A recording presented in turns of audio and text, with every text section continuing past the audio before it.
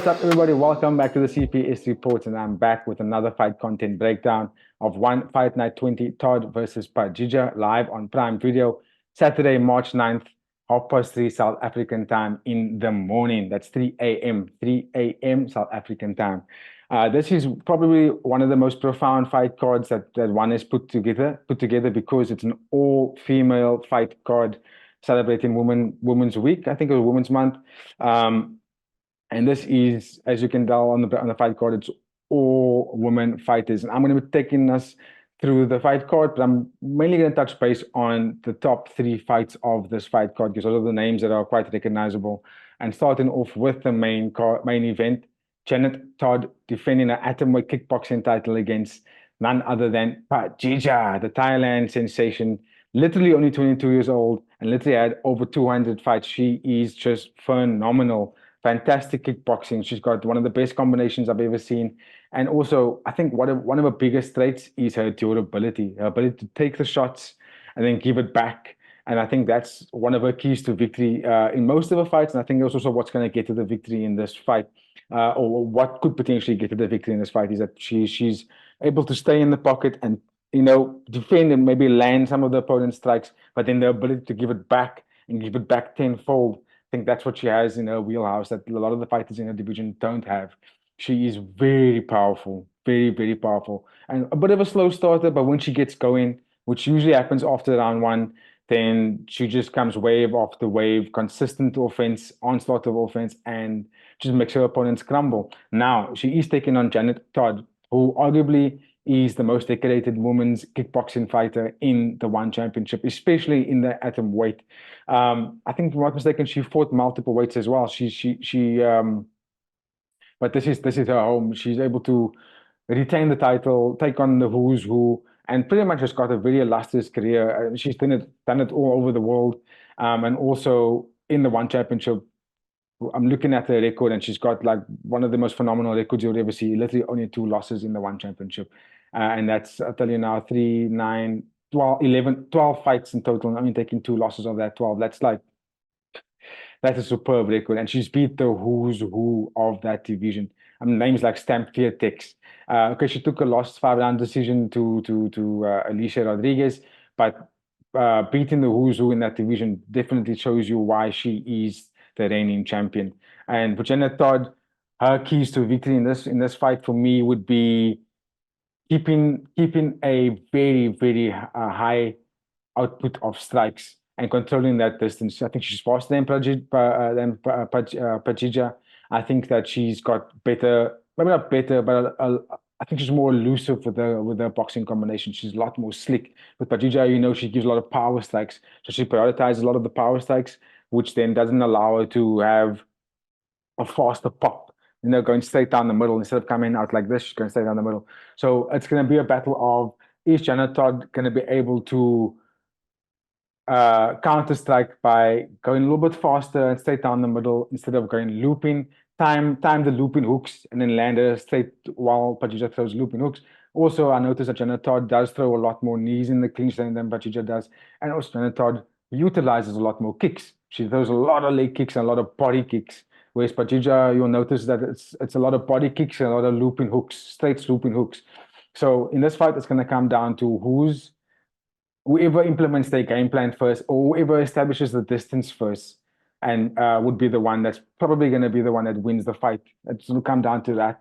Do I have a pick for this one? Not necessarily. I think it's split down the middle. It's literally two champions going up against each other. So that's going to be I think probably the fight of the night to watch. Then taking it down the list, we have the woman that beat Janet Todd last, Alicia Rodriguez, awesome atomweight, but this is a Muay Thai fight, and she's defending her title against Christina Morales. Now, Christina, I would like to call her the Jarunsu killer. She's taken out the family. She's beat Wonder Girl. She's beat Supergirl in dramatic fashion, really superstardom. And now she's taking on the champion of the atom in Muay Thai, and that's Alicia Rodriguez. Now, Alicia also fought the who's who, fought Janet Todd. She fought, what's her name? The Swedish sensation, Smilla Sandell. And she lost to Smilla. She fought Stamp Tex as well. So she's been around and fought literally the top three of the division and the champions more than once. So that pretty much for me sets Alicia on top of the food chain. It puts her amongst the elite of Muay Thai and kickboxing in the one championship division. Now taking on Christina. Christina, I think, deserves this title shot. She fought she fought the what's this word I'm looking for? She fought the poster child of Muay Thai for Thailand, and that's Supergirl. And she beat Supergirl. Yeah, Supergirl looked a bit off, but she beat her. She beat Supergirl and she fought really well. And that pretty much sets her up for this fight against Alicia. Now, how does this fight play out? They're actually very similar in styles. They're very similar in the way they kickbox. I do think that Christina uses a little bit more of elbows than what Alicia does. However, Alicia is a little bit more of the fuller fighter, a little bit more aggressive. It's going to be back and forth for sure. I do think it's going to be back and forth. One thing I will say is I do think Christina is a little bit more durable than Alicia Rodriguez. So I think Alicia is going to have to be very, very strategic with this fight. She shouldn't necessarily go out the way she normally does, where she throws in, hard knockout blows within the first round, second round. I think she's going to be a little bit more patient with this one, and because Christina, she's hard to put away. Excuse me, she's very difficult to put away. So I think that Rodriguez is going to be a little bit more patient and pick her shots, and not necessarily make it an all-out war. Because if he does that, I think Christina's going to beat her if they make it a all-out war. So let's see what happens. I think that's also a very, very exciting title fight. And then lastly, I'm going to touch base on Jackie Buntan taking on Martina Machialato. And this is a catchweight 130 pounds Muay Thai bout. And Jackie, if you don't know Jackie also is the who's who, because she went toe to toe with all the champions. She went toe to toe with all the big names, in the atomweight division, in the bantamweight division, in the flyweight division. She went bantamweight, in the atomweight and flyweight. She went toe to toe with the who's who of that division.